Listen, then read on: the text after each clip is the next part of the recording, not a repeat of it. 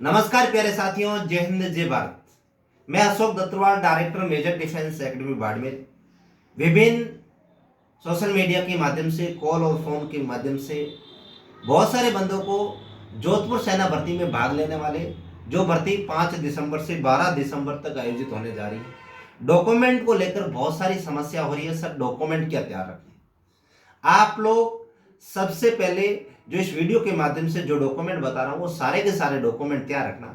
आपको किसी भी प्रकार की समस्या का सामना नहीं करना पड़ेगा।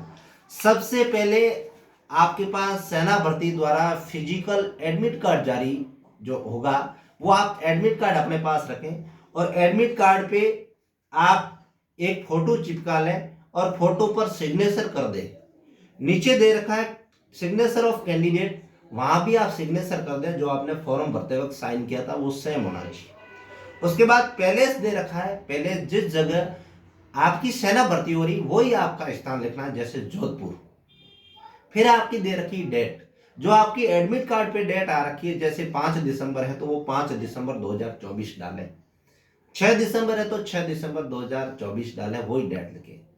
अब इस एडमिट कार्ड की फोटो चिपकाने के बाद, साइन करने के बाद, ये सारा लिखने के बाद आपको 2 फोटो कॉपी निकालनी, या ऐसे ऐसे आप सेम लिखा के फिर बाद में फोटो चिपका के आप लोग साइन कर दो, ये सारी डिटेल भर दो, तो भी आपको कोई दिक्कत नहीं। Number 1 document. नंबर 2 डॉक्यूमेंट, आपके पास 10वीं की अंक तारीख। यदि किसी कैंडिडेट ने 8वीं पास से फॉर्म फिलअप किया तो आपके पास 8वीं की भी अंक तालिका होनी अनिवार्य। 2 डॉक्यूमेंट हो गए।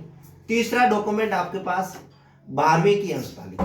विशेष इन अंक तालिकाओं पे कैंडिडेट ध्यान रखें। कई सारे कैंडिडेट ऐसे होते हैं जब स्कूल से मार्कशीट लाते हैं तो स्कूल की सील तो लगी होती है, पर कैंडिडेट खुद का सिग्नेचर नहीं करते हैं। वो कैंडिडेट अपना खुद का सिग्नेचर भी रखें। ये आपके पास 3 डॉक्यूमेंट हो गए। चौथा डॉक्यूमेंट, जब आपने एडमिट कार्ड जारी किया था और एडमिट कार्ड के साथ ही एक एफिडेविट होता है जो व्हाइट पेज पे होता है, हालांकि वो 10 रुपए का स्टाम्प हो, अब 10 रुपए का आता नहीं, 50 रुपए का या 100 रुपए का जो भी हो, आपको एक स्टाम्प पेपर लिखवाना होगा। जो एडमिट कार्ड पे जो डिटेल है वो सेम की सेम लिखवानी है। दूसरी डॉक्यूमेंट पे आपकी यदि कोई डिटेल है तो वो नहीं लिखवानी है, क्योंकि आपकी वो डिटेल चलेगी नहीं। ये हो गए 4 डॉक्यूमेंट।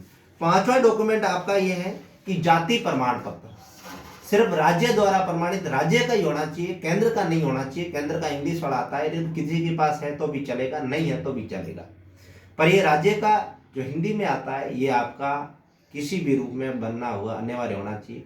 कई सारे कैंडिडेट पुराना ले बैठते हैं, लेकिन ये आपका लास्ट इसकी वैधता 3 साल कर दी गई है, पर यदि किसी का नया बनाया हुआ है तो कोई दिक्कत नहीं, यदि किसी ने नहीं बनाया तो भी बना ले, क्योंकि इस डॉक्यूमेंट में आपको टाइम भी दे दिया जाता है। ये हो गए आपके पास करीबन 4-5 डॉक्यूमेंट। और ये छठा डॉक्यूमेंट है आपका मूल निवास, जहाँ के आप निवासी हो वहाँ का ऑनलाइन जारी किया हुआ मूल निवास प्रमाण पत्र होता है। ये आपके पास डॉक्यूमेंट तैयार रखना है।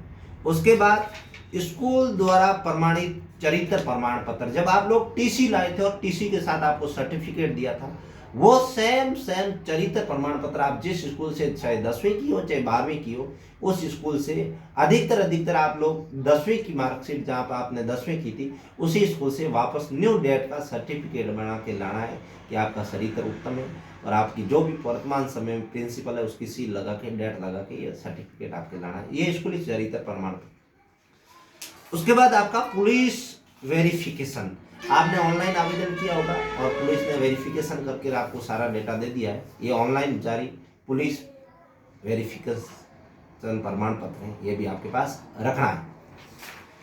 उसके बाद सरपंच द्वारा प्रमाणित अविवाहित प्रमाण पत्र, आपको अविवाहित हूं मैं ये डिटेल देनी है और इसका साक्षी सरपंच होगा, सील लगी होगी और सिग्नेचर करना होगा। इधर आपके खुद के हस्ताक्षर होंगे और इसके ऊपर एक फोटो चिपकाना है, फोटो के ऊपर भी सरपंच की सील होनी चाहिए, ये अनिवार्य रूप से है। उसके बाद एक चरित्र प्रमाण पत्र और होता है, ये भी सरपंच प्रमाणित करता है, सरपंच की सील होनी चाहिए कि इसका चरित्र उत्तम है, हस्ताक्षर होने चाहिए और फोटो लगा होना चाहिए, फोटो के ऊपर सरपंच की सील होनी चाहिए। हाँ, एफिडेविट आप लोगों ने बनाया था, एफिडेविट के ऊपर भी स्टाम्प पेपर जहां से बनवाया था वहां की आपकी सील होनी चाहिए। ये सारे के सारे 7-8-9 डॉक्यूमेंट आपके पास जो मैंने इस वीडियो के माध्यम से बताया था, इसमें कोई डॉक्यूमेंट पीछे नहीं छूटा है। इसके साथ अन्य डॉक्यूमेंट, यदि आपने स्पोर्ट्स लगाया तो स्पोर्ट्स प्रमाण पत्र, यदि स्पोर्ट्स नहीं लगाया है तो आप एनसीसी है आपके पास तो एनसीसी का भी आप सर्टिफिकेट साथ में रखें। स्पोर्ट्स वाला सर्टिफिकेट यदि किसी की हाइट कम है तो आपको एंट्री के समय उस स्पोर्ट्स सर्टिफिकेट से या फिजिकल क्वालिफाई करने के बाद भी उस स्पोर्ट्स सर्टिफिकेट से आपको हाइट पे छूट मिल सकती है।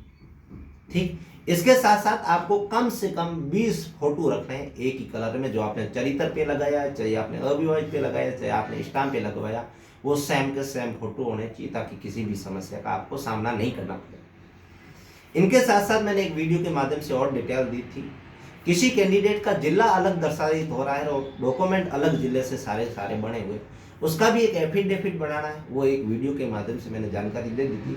आप इसी विभिन्न चैनलों पे मेजर परिवार का जितना भी है, major defence academy, major coaching classes, Facebook ID हो या यूट्यूब चैनल हो या इंस्टा आईडी हो, इन सारे पे आपको डॉक्यूमेंट संबंधित किसी भी प्रकार की समस्या का सामना नहीं करना पड़ेगा। सारी के सारी डिटेल दे रखिए और किसी भी प्रकार की आपको यदि समस्या हो रही तो आप हमारे से कांटेक्ट कीजिए। हम किसी भी सूरत में 24 घंटे आपकी हर एक समस्या का समाधान करेंगे और उचित जानकारी आप तक देंगे। चलते हैं, मिलते हैं 5 दिसंबर से लेकर 12 दिसंबर तक बीपीएड ग्राउंड के बाहर।